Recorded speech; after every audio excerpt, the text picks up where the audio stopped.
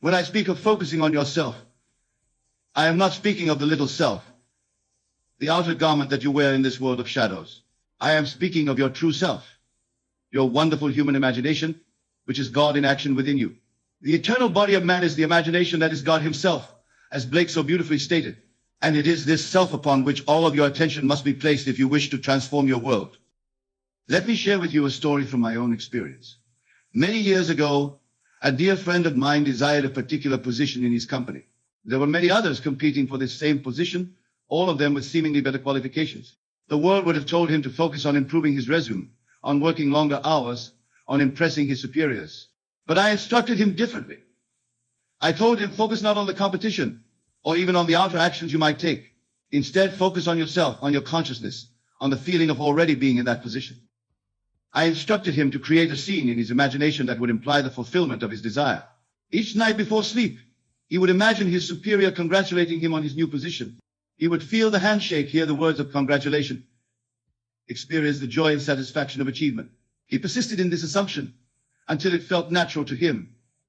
Within a month, against all outward odds, he was called into his superior's office and offered precisely the position he had imagined. Those who knew of the competition were shocked. They could not understand how he had been selected when others appeared more qualified on paper. But you who are here tonight know the secret. He had focused on himself, on changing his consciousness, and the outer world reshaped itself accordingly. You see, the great secret is this: consciousness is the only reality. All that you perceive outside yourself is nothing more than the outpicturing of your states of consciousness. Change your consciousness and you change your world. This is the law from which there is no deviation. As within, so without. As above, so below. These are not mere poetic phrases, but exact descriptions of how this universe operates. Now, let me make this very clear. When I say focus on yourself, I am not advocating selfishness or narcissism as the world understands these terms. I am advocating the recognition of a principle that lies at the very foundation of life. The entire vast world that you see is an extension of yourself.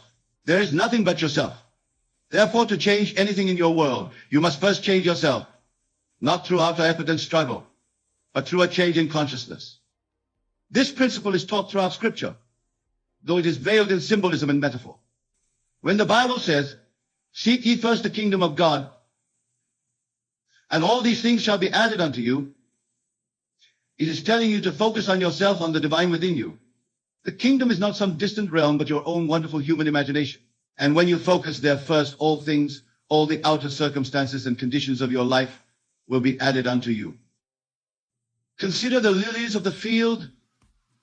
They do not toil or spin, yet Solomon in all his glory was not arrayed as beautifully as they are. What is the secret of the lily? It does not focus on becoming, it simply is. It fulfills its own nature perfectly without effort, without strain, without comparing itself to other lilies or to the roses nearby.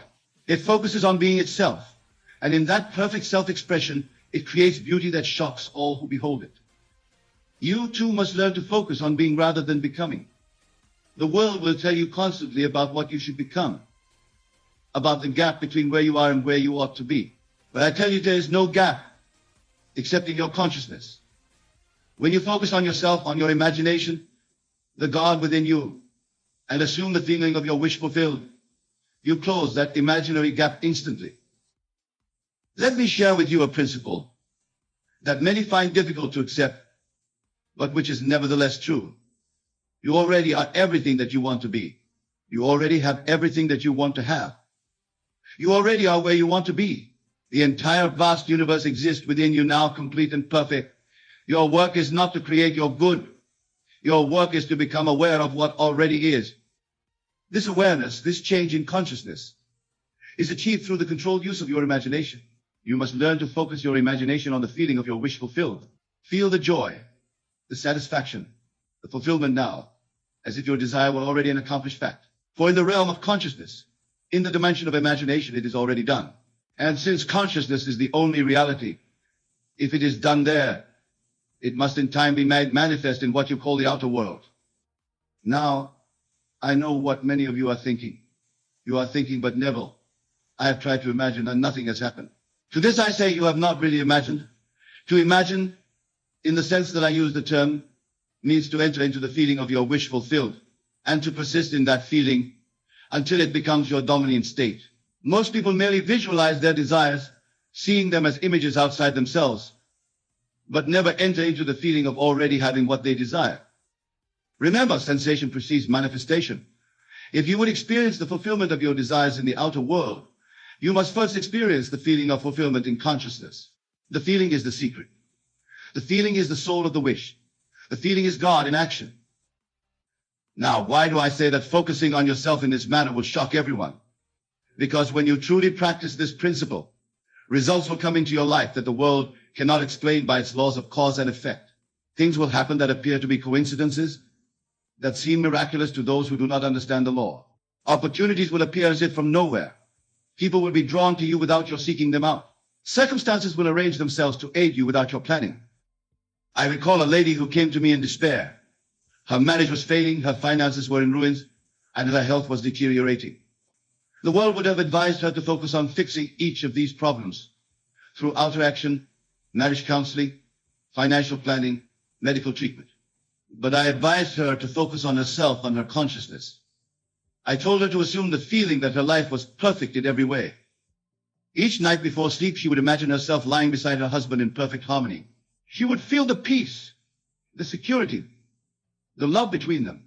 She would feel the relief of financial abundance, the sensation of perfect health. She focused entirely on these feelings, persisting until they became more real to her than the outer conditions of her life. Within 6 weeks, her husband, who had been cold and distant, began to change. Without any discussion between them, he became attentive and loving. A relative who had not contacted her in years suddenly called with news of an inheritance that solved her financial problems. And her health, which had been declining for months, began to improve without any change in her medical treatment. Everyone around her was shocked by these transformations. They could not understand how her circumstances had changed so dramatically without any visible action on her part. But she understood. She had focused on herself, on changing her consciousness, and her outer world had reshaped itself to match her new inner state. This is the law, and it never fails. As a man thinketh in his heart, so is he. This is not merely a poetic statement, but a precise description of how reality operates. Now, let me be crystal clear about something that many students of this law fail to grasp. The change in consciousness must precede the change in circumstances. You cannot wait to feel the joy of fulfillment until after your desire has manifested. You must feel that joy now, in spite of all evidence to the contrary. This is what the Bible means when it says to call those things which be not as though they were. This takes courage. It takes faith. It takes a willingness to be thought foolish by those who judge by appearances. But those who persist in this practice eventually shock everyone around them with the seemingly miraculous transformations that occur in their lives. I had a student once, a man who desired to be a successful author. He had written several books, but none had been published. The world would have told him to focus on improving his writing, on studying the market, on networking with publishers. But I told him to focus on himself, on his consciousness. I instructed him to sleep each night in the assumption that he was already a successful author. He created a scene in which he was autographing his books for eager readers. He felt the pen in his hand, heard the words of appreciation from his readers, experienced the satisfaction of achievement. He did this night after night, persisting until the feeling of being a successful author was more real to him than the feeling of being rejected. Within 2 months, he received a call from a publisher who had rejected one of his manuscripts the year before. The publisher explained that he had been cleaning out his files and had come across the manuscript again. Something prompted him to read it a second time. And on this reading, he found it compelling. He offered my student a contract on the spot. Within a year, the book was not only published, but became a bestseller. The publisher was shocked. The critics were shocked. Even the author was shocked by the speed of his success. But he had applied the law, focusing on himself, on his consciousness, and the outer world had rearranged itself accordingly. You see, when you focus on yourself in this manner, you are not being selfish in the worldly sense. You are simply recognizing and applying the fundamental law of creation. All things are created first in consciousness. Therefore, by focusing on changing your consciousness, you are working at the causal level rather than the level of effects. This is true efficiency, true power. The Bible tells us in the beginning was the Word. What is this word? It is not merely spoken language. The word is the inner conversation, the feeling, the consciousness from which all things proceed. When you focus on changing this inner word, this inner conversation, you are working at the very beginning of creation. You are working with God, for God and your own wonderful human imagination are one. Now, many of you may be thinking, this sounds too easy. Surely I must do something in the outer world to achieve my desires. And I say to you, yes, you will do things in the outer world, but these actions will flow naturally from your changed consciousness. They will not be actions taken to achieve your desire. They will be actions taken from the consciousness of already having fulfilled your desire. This is the subtle but crucial difference that most people miss. When your consciousness changed, you will take different actions, not because you are forcing yourself to do so, but because it is natural to your new state of consciousness. The actions themselves do not create the fulfillment of your desire. They express the fulfillment that has already taken place in consciousness. Consider this principle. Everything in your world is yourself pushed out. Every person, every circumstance, every condition is an aspect of your own consciousness made visible. Therefore, when you meet with obstacles or difficulties, do not fight against them, for that is fighting against yourself. Instead, change yourself, your consciousness, and the obstacle either transform or disappear entirely. I recall a gentleman who came to me complaining of a difficult supervisor at work. This supervisor seemed determined to make his life miserable, criticizing everything he did, blocking his advancement, turning others against him. The world would have advised him to confront the supervisor, to complain to higher management, to look for another job. But I advised him to focus on himself, on his consciousness. I said to him, the supervisor you experience is yourself pushed out. Change your concept of him in your consciousness, and he must change in your experience. The man was skeptical but willing to try. Each night before sleep, he would imagine his supervisor congratulating him on his work, treating him with respect and appreciation. He persisted in this assumption, refusing to be swayed by his daytime experiences, which initially continued to be negative. Within 3 weeks, the supervisor's attitude began to change. Without any confrontation or discussion, he became more supportive. He began to praise the very work he had previously criticized. Eventually, he became this man's strongest advocate in the company. The man's colleagues were shocked by the transformation.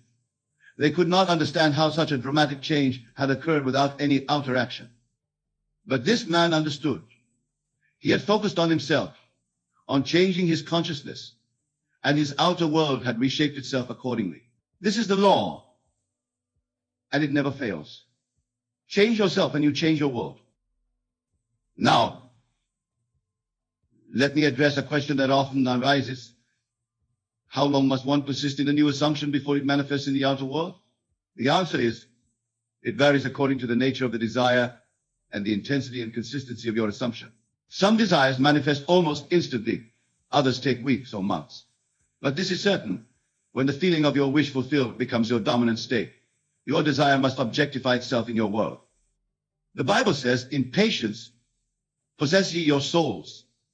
True patience is not waiting passively for something to happen. True patience is knowing that what you have claimed in consciousness is already yours, and therefore living in the calm assurance that it will appear at the perfect time. This patience, this assurance, this faith is itself a form of focusing on yourself, on your consciousness, rather than on the outer world of shadows. I want to emphasize something that many students miss. This principle works whether you believe in it or not. It is not a matter of faith in the religious sense, but a law as exact as mathematics. Your consciousness is always creating your reality, whether you are conscious of the process or not. Most people create by default, allowing their consciousness to be shaped by outside influences. But you, by understanding this principle, can create deliberately by focusing on yourself, on your consciousness. Consider how most people live. They wake in the morning and immediately focus on the outer world. They read or watch the news, absorbing images of conflict, lack, and limitation. They review their problems, their tasks, their responsibilities. In other words, they focus entirely outside themselves and then wonder why their lives never change. But those who understand the law live differently. They wake in the morning and immediately focus on themselves, on their consciousness. They enter into the feeling of already being who they want to be, already having what they want to have. They feed their minds not on the appearances of the outer world, but on the truth of their inner being. And by so doing, they reshape their experiences in ways that shock everyone around them. I had a student who was deeply in debt. The world would have told her to focus on budgeting, on working extra hours, on negotiating with creditors. But I told her to focus on herself, on her consciousness. I instructed her to fall asleep each night feeling the relief and security of financial abundance. I told her to feel the joy of paying her bills easily, the satisfaction of having more than enough. She created a simple scene in which she was looking at her bank statement showing a substantial balance. She felt the relief, the security, the freedom that such a balance would bring. She persisted in this assumption night after night, refusing to be discouraged by her current financial statements which continued to show lack.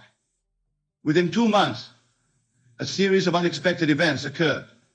A project she had worked on years before suddenly began generating substantial royalties.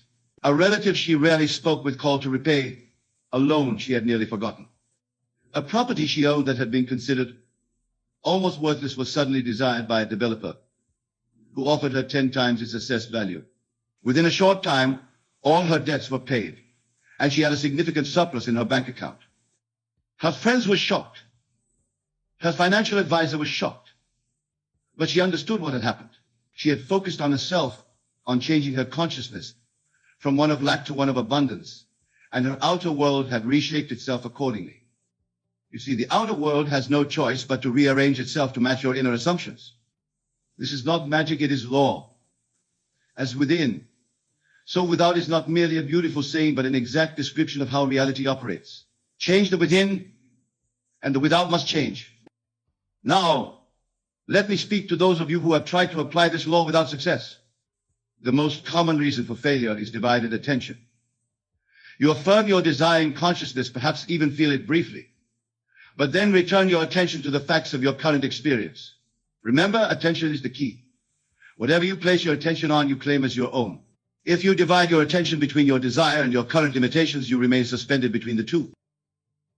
The secret is to give your desire your undivided attention, to focus so completely on the feeling of your wish fulfilled that your current limitations fade from consciousness. This does not mean denying the facts of your present experience when you must deal with them practically. It means not giving those facts any power to shape your consciousness. You recognize them as the shadows of past assumptions, not the substance of your future experience.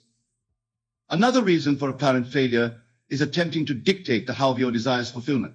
Your work is to focus on the what, on the end result, on the feeling of fulfillment. The how, the means by which your desire will be realized, is not your concern.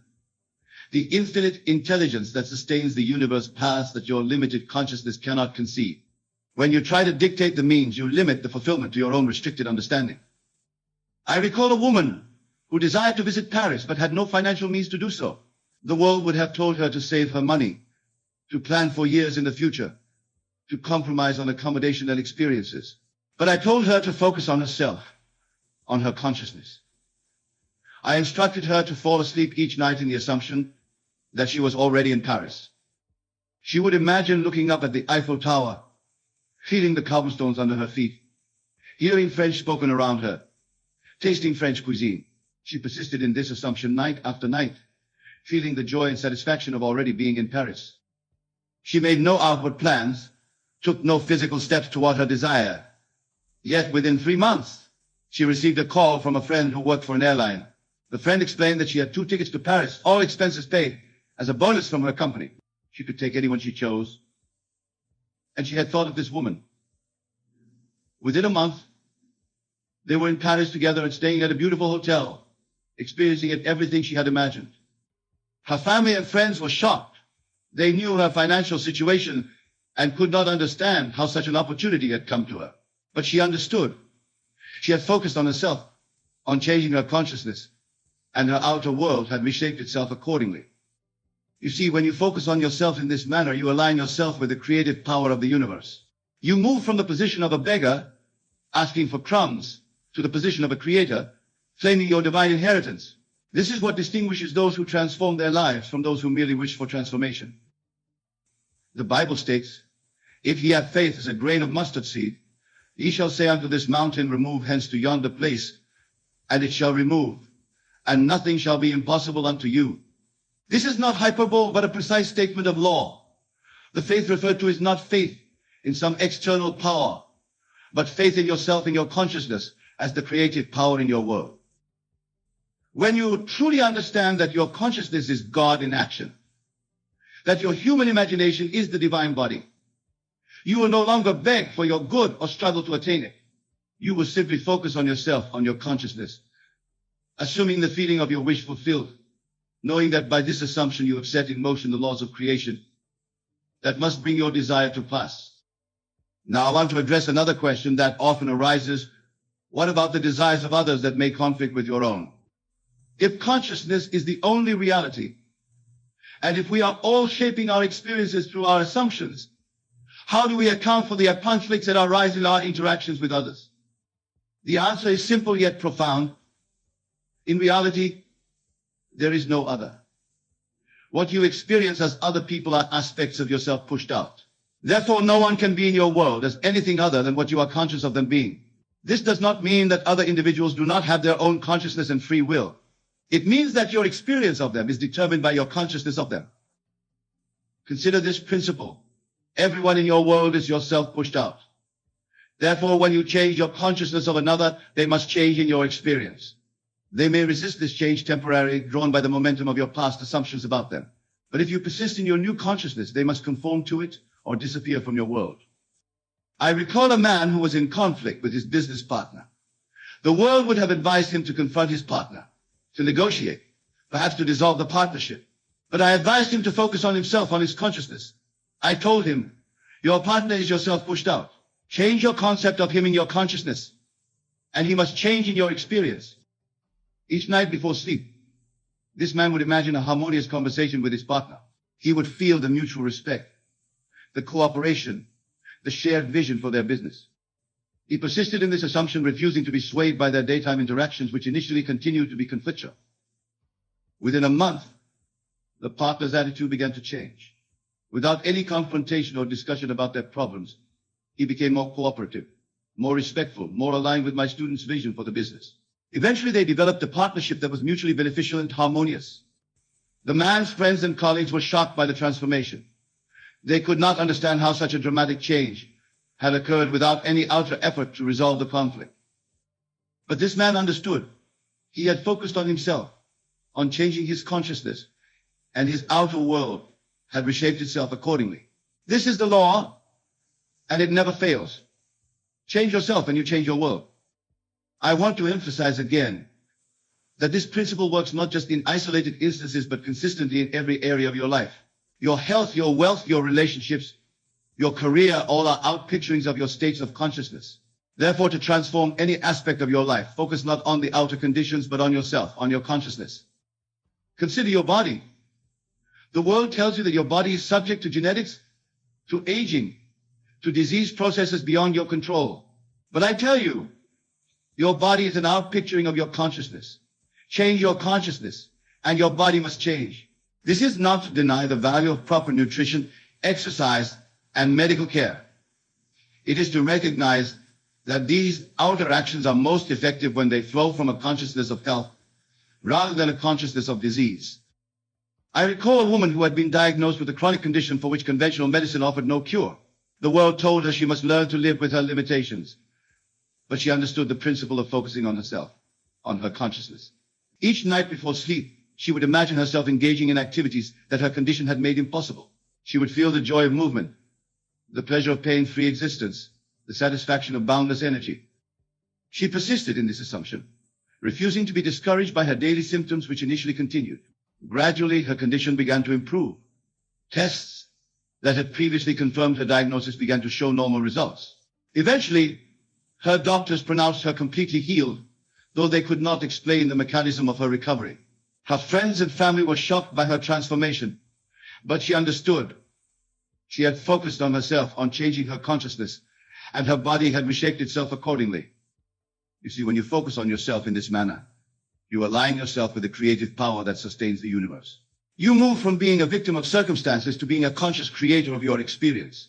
This shift in consciousness is what truly shocks everyone, for it defies all conventional understanding of cause and effect. The world believes in struggle, in effort, in the slow, incremental improvement of conditions. But those who understand the law know that transformation can be instantaneous in consciousness and rapid in manifestation. When you truly change your consciousness, you collapse time. What might have taken years through conventional means can manifest in days or weeks when you focus on yourself, on your consciousness. I want to share with you a principle that underlies all successful application of this law. The feeling of fulfillment must precede the outer manifestation.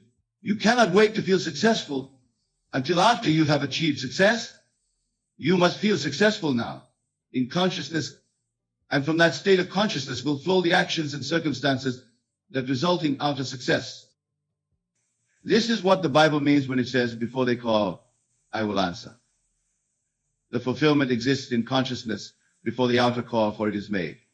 This is the true order of creation, first in consciousness, then in manifestation. Now, as we begin to draw our discussion to a close, I want to address one more vital point. The practice of focusing on yourself, on your consciousness, is not something you do occasionally when you desire something specific. It is a way of life. It is the consistent recognition that what you are conscious of being, you must become. Each day, each hour, each moment, you are selecting the states of consciousness that will shape your future experiences. Most people make these selections unconsciously, reacting to outer stimuli, accepting the suggestions of others, falling back on habitual patterns of thought and feeling. But you, by understanding this principle, can make these selections consciously, deliberately focusing on those states that you desire to express in your outer world. This is the art of revision, of consciously reinterpreting the events of your day in a manner that aligns with your desires rather than your fears. At the end of each day, before you sleep, review the events that were less than perfect. Do not simply recall them as they seem to occur. Revise them in your imagination. See them and feel them as you would have preferred them to be. By this practice, you literally rewrite your past and reshape your future. Remember, the past exists only in memory, the future only in imagination. Both are malleable, subject to your consciousness now.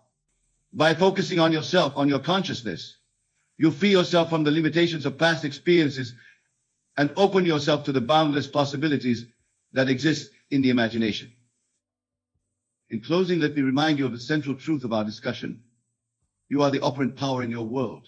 Not some distant God, not circumstance, not other people, not your past, but you, through your consciousness, through your imagination.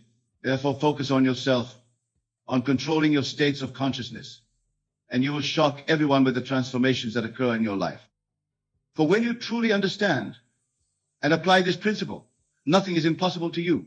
As the Bible proclaims, all things are possible to him that believeth. This belief is not mere intellectual assent to a proposition. It is the full acceptance in consciousness of the reality of your desire. It is the feeling of your wish fulfilled, the assumption of the consciousness of already being the person you want to be, already having what you want to have. Focus on yourself, on your consciousness, and shock everyone by demonstrating in your life the truth that consciousness is the only reality, that imagination creates reality, that assumption, though false to fact, if persisted in, will harden into fact. For this is the law and the prophets, the secret that has been hidden from the ages, but is now revealed to those who have eyes to see and ears to hear. Go now in the knowledge of your own divine nature, of your own creative power. Focus on your consciousness and watch in wonder as your world reshapes itself to match your assumptions. For this is the promise, this is the law, this is the fulfillment of all that has been written. As a man thinketh in his heart, so is he. Imagine, if you will, a world where everything you desire is already yours. A world where the mere act of wanting something pushes it further away, while the state of already possessing it in your imagination draws it closer to your physical reality. This is not a fanciful notion, but the very law by which our universe operates. Let us begin by understanding that your consciousness is the only reality. Everything that you perceive in your outer world is but a reflection of your inner states. When you say, I want, or I need, you are affirming to the universe that you do not have. And in doing so, you perpetuate that very state of lack.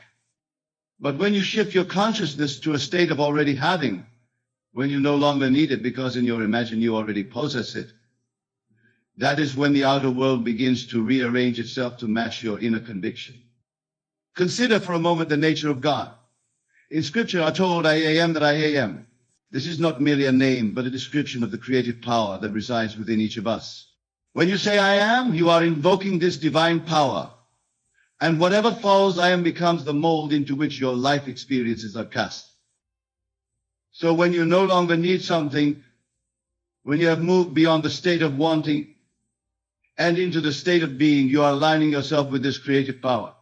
You are declaring to the universe, I am that which I desire to be. And the universe, faithful to its nature, begins to reflect this new state of being. Let me share with you a principle that may at first seem counterintuitive, but which holds the key to unlocking this paradox. The principle is this: act as though it were impossible to fail. When you truly embody this principle, you are no longer striving or struggling to achieve. You are simply being that which you desire to be. Imagine a man who desires wealth. As long as he focuses on his current lack of money, as long as he says, I need more money, or I want to be rich, he is affirming his current state of poverty. But the moment he begins to feel wealthy, when he walks and talks and thinks as a wealthy person would, even before a single penny has changed in his bank account, he has set in motion the forces that will bring about his financial abundance. This is the art of revision, of rewriting your own story. You see, my dear friends, time is merely a concept created by our consciousness. The past, present, and future exists simultaneously in the eternal now.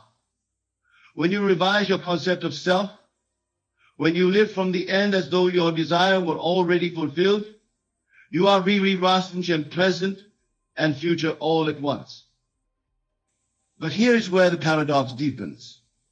As you begin to live in this state of fulfillment, as you embody the consciousness of already having that which you desire, something miraculous happens. You begin to detach from the outcome. The burning need, the desperate wanting begins to fade away. And it is precisely in this moment of detachment that your desire often manifests in the physical world. Why is this so? Because in releasing your attachment, in no longer needing it, you have aligned yourself with the natural flow of the universe. You have moved from a state of resistance, of pushing against what is, to a state of allowance. And in this state of allowance, miracles become commonplace. Think of it like this: when you clench your fist tightly around something, your muscles become tense, rigid. But when you relax your grip, when you open your hand, you create space for new things to come into your life. This is the essence of letting go, of no longer needing. But let me be clear, my friends. This is not about becoming indifferent or apathetic. Far from it. This is about cultivating a deep, unshakable faith in the creative power of your own consciousness. It is about knowing with every fiber of your being that what you desire is already yours in the realm of imagination, and therefore must manifest in your physical reality. Remember, the outer world is dead. It has no life of its own. It is your consciousness that animates it, that gives it meaning and form. When you change your consciousness, when you shift your inner state, the outer world has no choice but to conform to this new pattern. Let us explore this concept further through the lens of love and relationships. Many seek a loving partner, focusing on their current state of loneliness or lack. They say, I want to find my soulmate, or I need someone to complete me. But in doing so, they are affirming their incompleteness, their lack of love. Now, imagine instead that you begin to embody the state of being in a loving relationship. You feel the warmth, the joy, the companionship, as though your ideal partner were already by your side. You live each day from this state of fulfillment. What happens then? Often it is precisely when you no longer feel the desperate need for a relationship that the perfect partner appears in your life. This is not coincidence or chance. This is the law of assumption at work. By assuming the feeling of the wish fulfilled, by living in the end, you have changed your vibration, your energy, and the universe in its infinite wisdom brings to you that which matches your new state of being. But the paradox goes even deeper. As you begin to live from this state of fulfillment, as you embody the consciousness of already having a loving relationship, you may find that your need for an external partner diminishes. You discover that the love you sought outside yourself was always within you.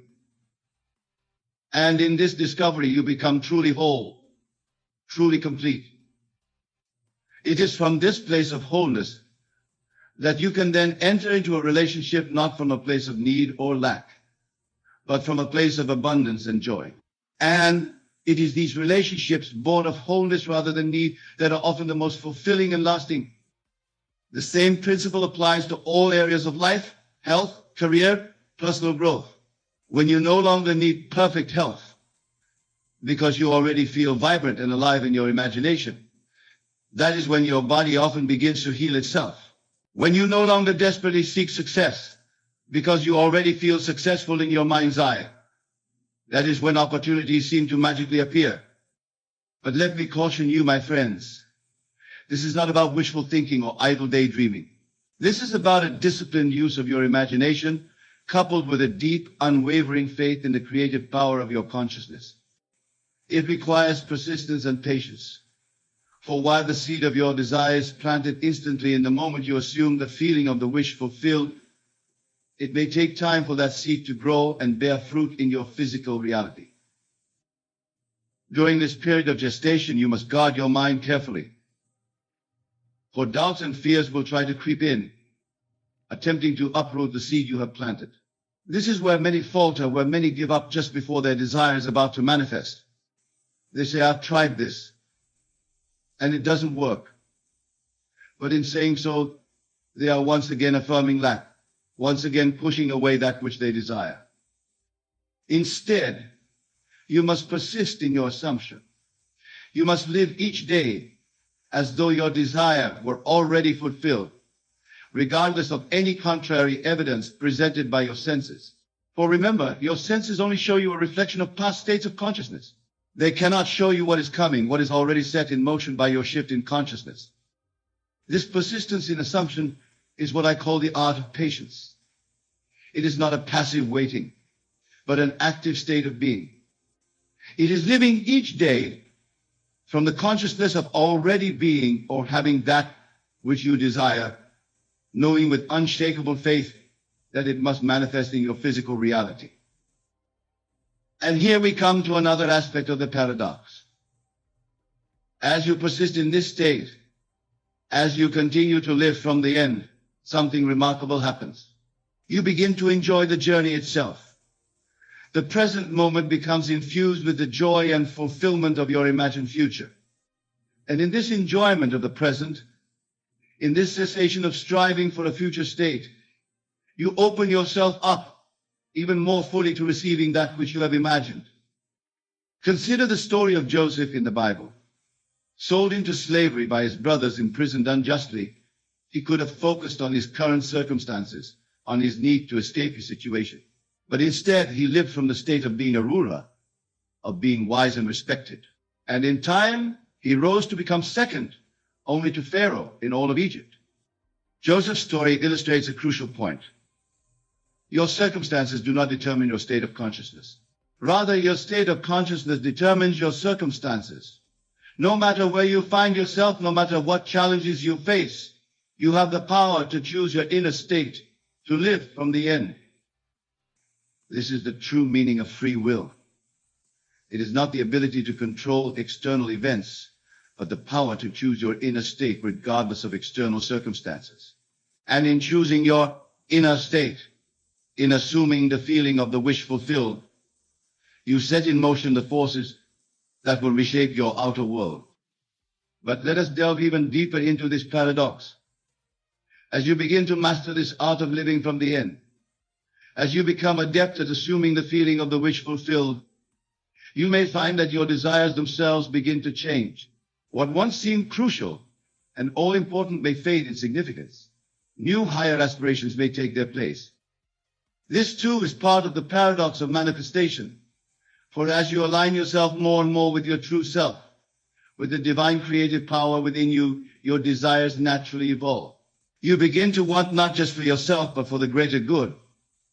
Your manifestations become not just personal achievements, but gifts to the world. And here we touch upon the ultimate paradox. As you master the art of manifestation, as you learn to create your reality through the power of your consciousness, you may find that your greatest desire becomes simply to be an instrument of the divine. to allow the infinite creative power to flow through you unimpeded, to manifest not for personal gain, but for the upliftment of all. In this state, you no longer manifest from a place of lack or need. You manifest from a place of abundance, of overflowing love and creativity. And it is in this state that the most miraculous manifestations often occur. For when you align yourself fully with the divine creative power, when you become a clear channel for this power to flow into the world, you become capable of manifesting not just personal desires, but profound transformations that benefit all of humanity. This, my dear friends, is the highest form of manifestation. It is no longer about getting, but about giving. It is no longer about fulfilling personal desires, but about allowing yourself to be used as an instrument of the divine will. And paradoxically, it is in this state of complete surrender, of no longer needing or wanting anything for yourself, that you often receive more abundance than you ever dreamed possible. But how does one reach this exalted state? How does one move from manifesting personal desires to becoming a channel for divine manifestation? The path is the same as we have been discussing. It begins with assuming the state of the wish fulfilled, with living from the end. But in this case, the end you are living from is the state of being one with the divine creative power. Imagine yourself as a clear channel, a perfect instrument through which the infinite creativity of the universe flows. Feel the joy, the peace, the sense of purpose that comes with this state. Live each day from this consciousness and watch as your life transforms in ways you never imagined possible. This is not to say that you should deny or suppress your personal desires. Rather, it is about expanding your consciousness to include ever greater, more inclusive desires. It is about aligning your personal will with the divine will, recognizing that at the deepest level they are one and the same. As you practice this, you may find that the paradox of manifestation resolves itself. For when you are fully aligned with the divine creative power, when you are living as a clear channel for this power, there is no separation between wanting and having, between desiring and manifesting. In this state, creation becomes effortless, instantaneous. But let me caution you once again. This state is not reached through striving or effort. It is not something you can force or make happen through sheer willpower. Rather, it is a state that you allow yourself to fall into, like sinking into a warm bath. It comes through surrender, through letting go of all resistance, all doubt, all fear. This surrender, this letting go, brings us full circle to where we began. For it is in the state of no longer needing, of no longer desperately wanting, that we open ourselves fully to receiving. It is when we release our tight grip on our desires that we create the space for them to manifest. So, my dear friends, as you go forth from here, I urge you to practice this art of living from the end. Choose a desire, something you wish to manifest in your life. Then, instead of focusing on the lack of it, on the wanting of it, immerse yourself in the feeling of already having it. Live each day from that state of fulfillment. But go beyond this. Expand your consciousness to include ever greater desires. Allow yourself to become a channel for the divine creative power. Live from the state of being one with this power, of allowing it to flow through you unimpeded. And as you do this, watch for the paradox to unfold in your life. Notice how, as you release your attachment to outcomes, as you no longer desperately need your desires to manifest, they often appear in your life with an ease and grace that seems miraculous. Remember, the outer world is but a reflection of your inner state. Change your inner state, and the outer world must change to match it. This is the law, immutable and eternal. But the greatest change, the most profound transformation, comes when you align yourself fully with the divine creative power within you. In this alignment, in this surrender, you discover the ultimate truth, that you are not separate from the creative power of the universe, but are one with it. You are not merely a creature in the universe, but are the universe expressing itself in human form. And in this realization, all paradoxes dissolve, all limitations fall away. So go forth, my friends, and live from this truth. Live each day as though all your desires were already fulfilled, as though you were already one with the infinite creative power of the universe. For in truth you are. And as you live from this truth, you will manifest miracles not just in your own life, but in the lives of all those around you. This is your birthright, your true nature. Claim it, live it, be it. And watch as the paradox of manifestation unfolds in your life, bringing you more abundance, more joy, more love than you ever dreamed possible. For when you no longer need it, when you no longer cling to it with desperate desire, that is when it manifests. This is the paradox, and this is the promise. Embrace it, embody it, and step into the limitless life that awaits you. Remember, my dear friends, that this journey of manifestation is not about accumulating things or achievements. It is about becoming more of who you truly are. It is about allowing the divine essence within you to express itself more fully in your life. As you continue to practice living from the end, as you persist in assuming the feeling of the wish fulfilled, you will find that your entire being begins to shift. Your thoughts, your emotions, your very vibration aligns more and more with the reality you desire to create. This alignment is key, for manifestation is not about forcing the universe to bend to your will. It is about aligning yourself with the natural flow of creation, about becoming a conscious co-creator with the universe. Think of it like tuning a radio. When you tune to a specific frequency, you receive the broadcast on that frequency. Similarly, when you tune your consciousness to the frequency of your desired reality, you begin to receive the experiences, opportunities, and circumstances that match that frequency. But here's another paradox. The more you practice this art of manifestation, the more you realize that the true joy lies not in the getting, but in the being. The thrill is not in acquiring the object of your desire, but in experiencing yourself as the person who has that desire fulfilled. This shift in focus from getting to being is transformative. It frees you from the endless cycle of wanting and acquiring, only to want more. Instead, it allows you to find fulfillment in the present moment, in the very act of being the person you aspire to be. And here's where the paradox deepens even further. As you find this fulfillment in being rather than getting, you often find that the things you once desperately wanted begin to flow into your life with ease. But by then you may find that you no longer need them in the way you once did. You appreciate them, you enjoy them, but your happiness, your sense of self-worth no longer depends on them. This state of non-attachment, of appreciating without needing, is the fertile ground in which miracles grow. It is a state of being that allows the universe to surprise and delight you with manifestations beyond your wildest dreams. But let me be clear, the state of non-attachment does not mean becoming passive or indifferent. On the contrary, it allows you to engage with life more fully, more passionately than ever before. Because when your happiness no longer depends on specific outcomes, you are free to throw yourself wholeheartedly into the experience, every endeavor. This is the state of inspired action, action taken not from a place of lack or need, but from a place of joy, of creative self-expression. And it is this inspired action, coupled with your aligned state of being, that often leads to the most magnificent manifestations. Consider the great innovators and creators throughout history. They did not create from a place of desperate need or want. They created from a place of inspired vision, of seeing possibilities where others saw only limitations. They lived from the end, embodying the reality they wished to create long before it manifested in the physical world. This brings us to another crucial aspect of the paradox of manifestation, the role of faith. Faith in this context is not blind belief or wishful thinking. It is a deep, unshakable knowing that what you have imagined must come to pass. It is the ability to see the invisible, to feel the intangible, to believe the incredible. This kind of faith is not always easy to maintain, especially when your physical senses tell you that nothing has changed.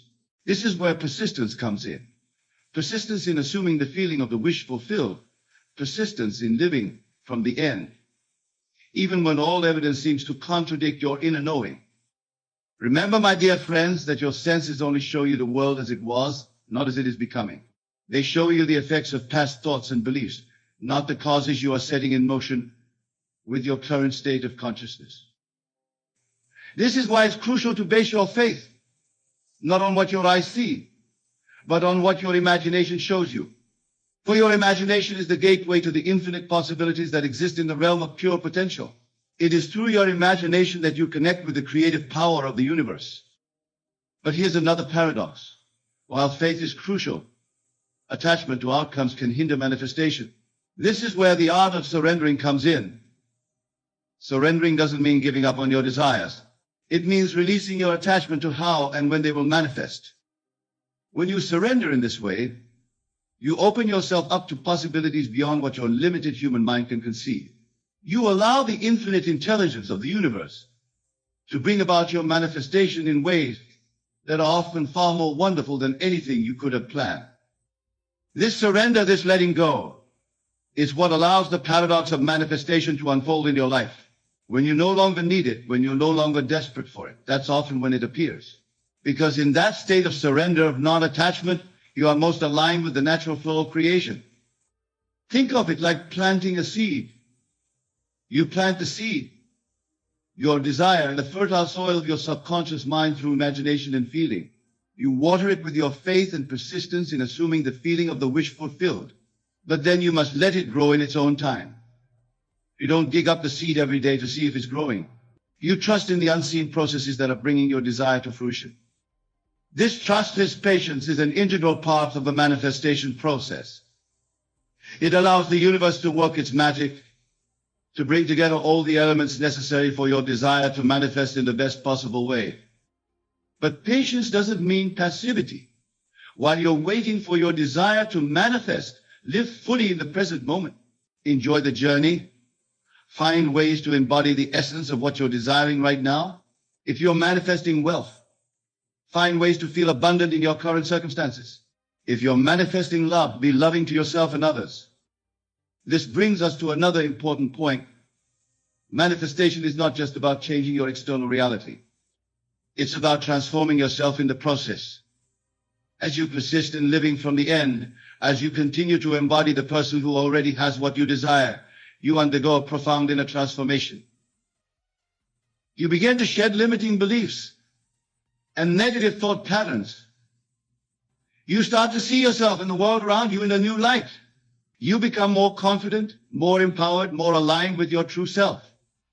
And it is this inner transformation that often paves the way for the outer manifestation. Because as you change, your vibration changes. And as your vibration changes, you naturally attract experiences and circumstances that match your new, elevated state of being.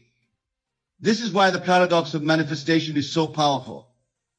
It's not just about getting what you want. It's about becoming the person who naturally attracts and creates what you want. It's about aligning yourself with the abundance, love, and success that are your birthright. As we near the end of our exploration of this profound paradox, I want to leave you with a final thought. The ultimate goal of manifestation is not to accumulate things or achievements. It's to fully express your divine nature, to become a clear channel through which the infinite creativity of the universe can float. When you reach this state, you no longer manifest from a place of lack or need. You manifest from a place of abundance, of overflowing love and creativity. Your desires become aligned with the highest good for all. And paradoxically, it's in this state of complete surrendering that you often experience the most magnificent manifestations. So my dear friends, as you go forth from here, remember the paradox we've explored tonight. Remember that when you no longer need it, when you fully embody the state of already having it, that's when it often manifests. Live from the end. Persist in the assumption of your wish fulfilled. Have faith in the unseen processes that are bringing your desires to fruition. Surrender your attachment to outcomes. Allow yourself to be transformed in the process. And above all, never forget that you are not separate from the creative power of the universe. You are one with it. You are it, expressing itself in human form. Embody this truth, live from this knowing, and watch as miracles unfold in your life. The paradox of manifestation is not just a principle to be understood intellectually. It is a truth to be lived, to be experienced in every moment of your existence. It is an invitation to step into your true power, to claim your divine heritage as a creator of your reality. So go forth, my friends, and create. Create with joy, with love, with the full knowledge of your oneness with the infinite. For in doing so, you not only manifest your desires, but you fulfill the very purpose of your existence to be a living expression of the divine creative power that flows through all things. Remember, the world is yourself pushed out. Everything you see, everything you experience is a reflection of your own consciousness. Change your consciousness, and you change your world. This is the promise and the challenge of the paradox of manifestation. Embrace it fully. Live it boldly. And watch as your life transforms in ways more beautiful and magnificent than you ever dared to imagine. For when you no longer need it, when you are it, that is when it manifests. This is the paradox. And this is the promise. Now go and live it. When I say God, I'm not referring to some distant deity sitting on a cloud. No, the God I speak of is the divine presence within you, your own wonderful human imagination. This God power resides in the very depths of your being, waiting to be recognized and harnessed. Many of you have come here tonight feeling burdened by worries and doubts. You carry the weight of unfulfilled desires, unresolved problems, and seemingly impossible situations. But I tell you this, the very act of worry is a misuse of your creative power.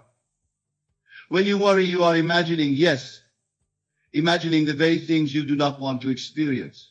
And as we know, imagination creates reality. So tonight, I invite you to embark on a grand experiment. Give your desires, your problems, your impossible situations to God, to your imagination, and then stop worrying about them. This may seem counterintuitive, even irresponsible to some of you, but I assure you it is the most powerful and effective thing you can do. Let me explain how this works. Your consciousness, your I am, is God. It is the only creative power in the universe. When you say I am, you are invoking this creative force. And whatever force that I am becomes the mold into which this creative power flows. So when you say I am worried, or I am sick, or I am broke, you are literally creating those states in your reality. But when you say I am healthy, I am wealthy, I am loved, you set in motion the creative forces that will bring these states into your experience. Now, giving it to God means turning your desire over to your imagination. It means creating a scene in your mind that implies your desire is already fulfilled. You see, your imagination does not know the difference between what is real and what is imagined. To your imagination, an vividly imagined is as real as an event you physically experienced.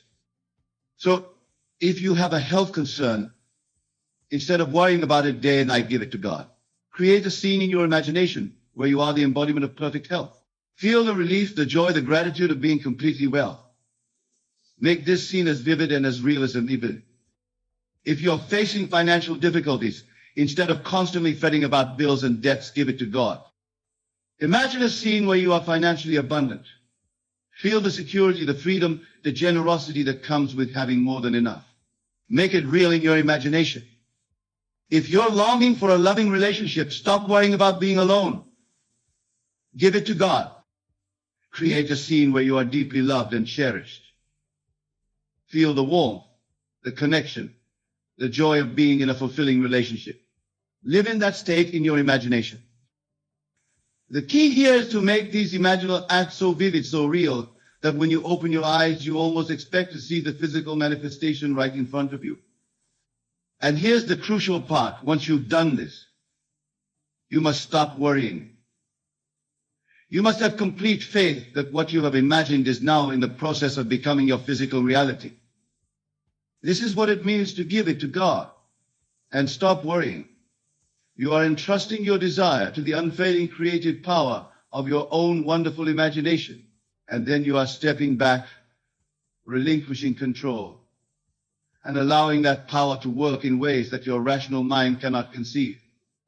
Now, some of you might be thinking, but Neville, how can simply imagining something make it real? Let me assure you, this is not mere positive thinking or wishful daydreaming. This is a fundamental law of consciousness. Your imagination is the very workshop in which your life is shaped and formed. Everything that exists in your world was once only imagined. The clothes you're wearing, the chair you're sitting on, the building we're in. All of these were first conceived in someone's imagination before they became physical realities. Your entire life, your job, your relationships, your home, your state of health, all of it is the result of what you have been imagining and assuming to be true. So when I tell you to give it to God and stop worrying, I am inviting you to put this principle to the test in your own life. I am challenging you to take whatever seems impossible in your life right now and hand it over to the God within you, your imagination. Let's take a moment to really let this sink in. Close your eyes, if you will. Take a deep breath. Now bring to mind something in your life that has been causing you worry and anxiety. Something that seems impossible to resolve or achieve. Got it? Good.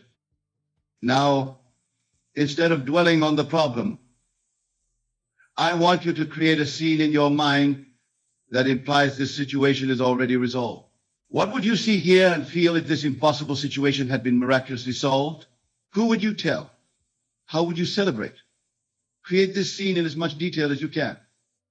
Make it so real that you can taste it, touch it, smell it, feel the relief, the joy, the gratitude that would accompany this realized desire. Let every cell in your body vibrate with the assumption that this is now your reality. Now open your eyes. How do you feel? Different, don't you? This is the power of giving it to God. You have just planted a seed in the fertile soil of your imagination. And like any seed, if you do not dig it up with doubt and worry, it must grow into your physical reality. This is the true meaning of faith. It's not about believing in something despite evidence to the contrary. True faith is the evidence of things not seen in the physical world, but felt and experienced as real in your imagination. When you give something to God and stop worrying, you are exercising this kind of faith. You are declaring to the universe, it's done. And then you go about your life from the assumption that what you have imagined is now in the process of becoming your physical reality. Now I can almost hear some of you thinking, but Neville, what about action? Don't we need to do something to make our desires come true? And to this I say, inspired action will flow naturally from your changed state of consciousness. You see, once you have truly given your desire to God, once you have felt it as real in your imagination, you will naturally begin to think, feel, and act in accordance with that new reality. You won't have to force yourself to take action. The right actions will occur to you and you will find yourself naturally compelled to take them. This is why I emphasize the importance of the state of consciousness. Your actions are always in alignment with your dominant state of consciousness. So instead of trying to change things by sheer force or willpower, focus on changing your state of consciousness through the use of your imagination. Let me give you a personal example. Many years ago, I found myself in New York City with no money and no job prospects. The rational thing to do would have been to pound the pavement, knocking on doors and handing out resumes. But instead, I gave it to God. I imagined myself sleeping in my own apartment. I felt the comfort of the bed, the softness of the pillow. I heard the sounds of the city outside my window. I smelled the fresh coffee brewing in the kitchen. I made this scene so real that when I opened my eyes, I was almost surprised to find myself still in my current circumstances. And then I stopped worrying about it. I relinquished all anxiety about my situation. I lived from the assumption that I was now a man with a comfortable home in the city. Within a week, I received a phone call from an old acquaintance I hadn't spoken to in years. He offered me a job that not only paid well, but also provided an apartment as part of the compensation. The impossible had become possible, not through my own striving, but through giving it to God and stopping the worry. This, my dear friends, is the secret I want to impart to you tonight. Give it to God and stop worrying. He will do the impossible. But remember, this God is not outside of you. It is your own wonderful human imagination. Now, some of you might be wondering, but what if what I want is truly impossible? What if it goes against the laws of nature? To this I say, who are you to decide what is possible or impossible? The history of human achievement is filled with examples of people accomplishing what was once thought impossible. Flight was once thought impossible. Space travel was once thought impossible. Instant global communication was once thought impossible. Yet here we are, living in a world where all these impossibilities are now commonplace realities. Your imagination is not bound by the so-called laws of nature. It operates in a dimension where all things are possible. When you truly give your desire to God, to your imagination, you are tapping into this limitless realm of possibility. So I urge you, do not limit yourself by deciding what is or isn't possible. Your only job is to imagine the end result you desire and to feel it as real. Let the God within you, your imagination, figure out the how. Now, let's address another common concern. Some of you might be thinking, but Neville have tried this before and it didn't work. If this is you, I want you to consider something. Did you truly give it to God? Did you really stop worrying? You see, many people think they're applying this principle when in reality, they're still holding on to their old beliefs and worries. They imagine their desire for a few minutes and then spend the rest of the day worrying about their current circumstances. This is not giving it to God. This is like planting a seed and then immediately digging it up to see if it's growing. You must have patience and unwavering faith. You must persist in the assumption that what you have imagined is now a reality, even when your physical senses tell you otherwise. Remember, the physical world is a shadow, a reflection of what you have been imagining and assuming to be true. It takes time for the physical to catch up with the imaginal. But I promise you, if you truly give it to God and stop worrying, the physical must and will conform to your imaginal act. Let me share with you another principle that will help you in this practice. Your desire, once imagined as fulfilled, has no power to realize itself unless you assume the feeling of the wish fulfilled. It is not what you want that you attract. You attract what you believe to be true. So it's not enough to simply visualize what you want. You must feel it as real. You must live from the assumption that you already have what you desire. This feeling, this assumption is the secret that makes the difference between idle daydreaming and actively creating your reality. When you assume the feeling of the wish fulfilled, you are aligning yourself with the reality where your desire is already a fact. You are tuning your consciousness to the frequency of that reality. And like a radio tuning into a specific station, you will begin to pick up and experience the elements of that reality in your physical world. Now, I want to address something that many of you may be struggling with. You might be thinking, but Neville, how can I feel something is real when all the evidence in my physical world tells me otherwise? This, my friends, is where the true test of faith comes in. You must be willing to deny the evidence of your senses. You must be bold enough to imagine and feel a reality that contradicts your current circumstances. This takes courage. It takes practice. But it is the very key to creating the life you desire. Think of it this way. Your physical senses show you what has been created by your past imaginings and assumptions. But your imagination shows you what can be, what is waiting to be made manifest through your renewed assumptions and feelings. So, when you give your desire to God, to your imagination, you are choosing to put more faith in the unseen reality of your imagination than in the seen reality for physical world. This is the kind of faith that moves mountains. This is the kind of faith that makes the impossible possible. Let's take a moment to practice this. I want you to think of something in your life that you deeply desire but have been struggling to achieve. It could be anything: better health, financial abundance, a loving relationship, a successful career. Whatever it is, bring it to mind now. Now, instead of focusing on the lack of this thing in your life, I want you to create a scene that implies you already have it. Make it as vivid and as real as you can. See it, hear it, feel it. Let every cell in your body resonate with the assumption that this is now your reality. As you do this, you may notice your mind trying to interrupt with doubts and objections. This is normal.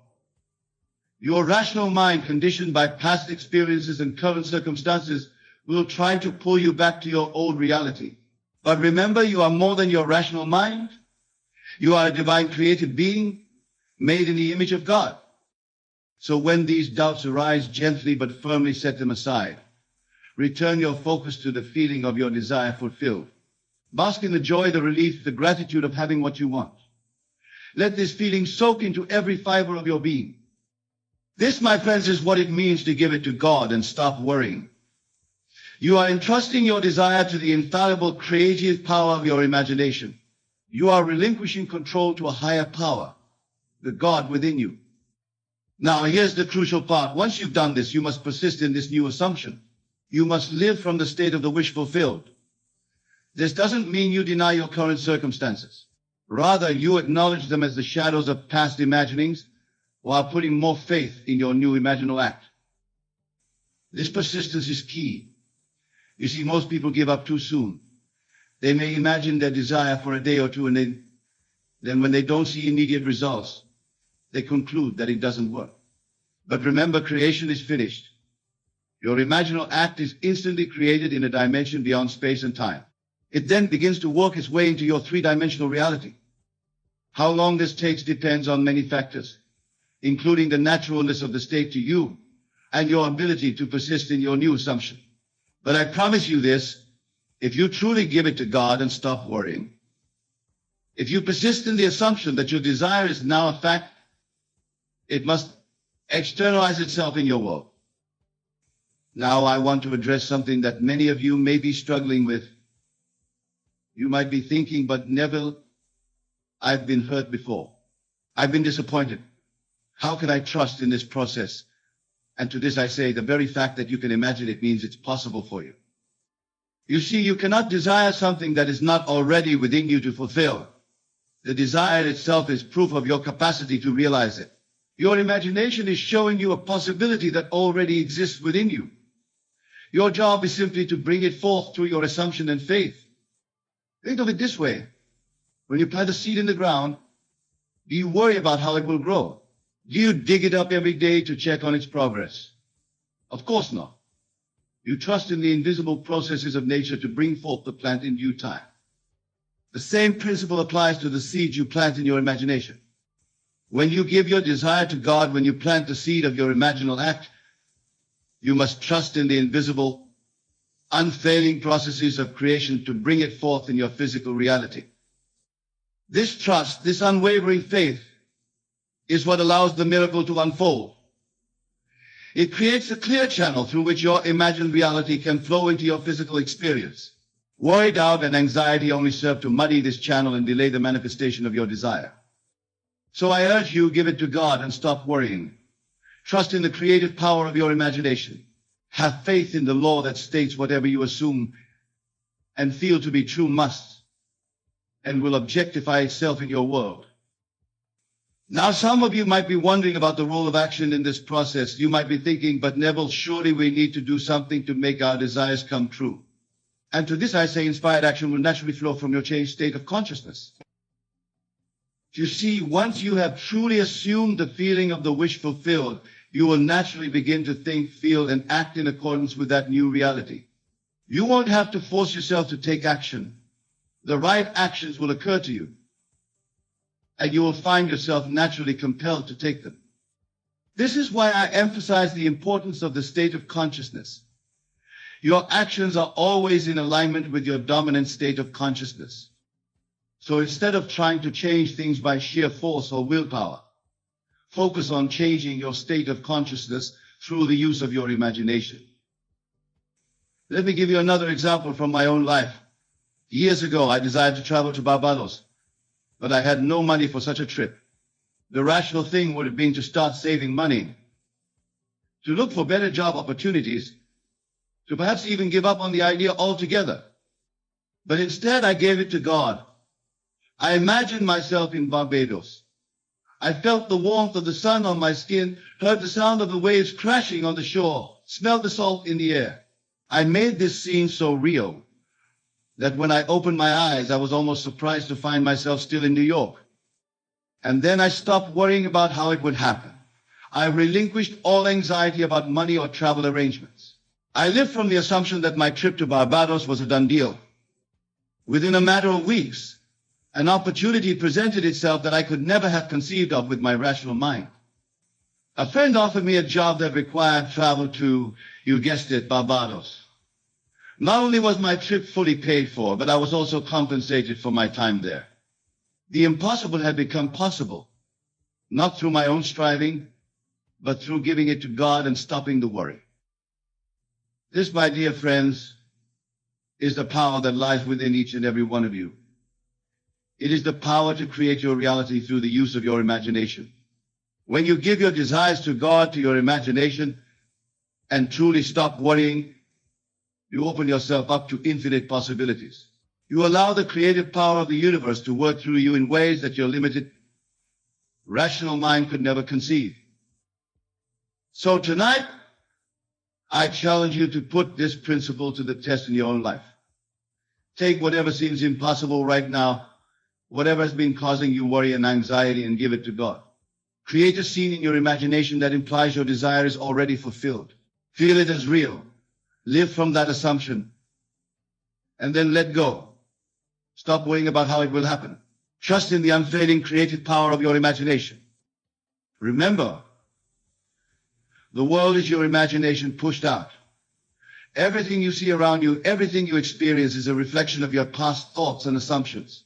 By changing your imagination, by giving your desires to God and living from the assumption of the wish fulfilled, you set in motion a new chain of causation that must result in the realization of your desire. As you leave here tonight, I want you to carry with you this profound truth. You are the operant power in your world. Your imagination is God in action. When you give your desires to this God and stop worrying, you align yourself with the creative power of the universe. You open yourself up to miracles. You make the impossible possible. So go forth from here with a new understanding of your own divine nature. Know that within you lies the power to shape your reality. Use your imagination wisely and lovingly. Give your desires to God, stop worrying, and watch as the miraculous unfolds in your life. For truly with God, with your imagination, all things are possible.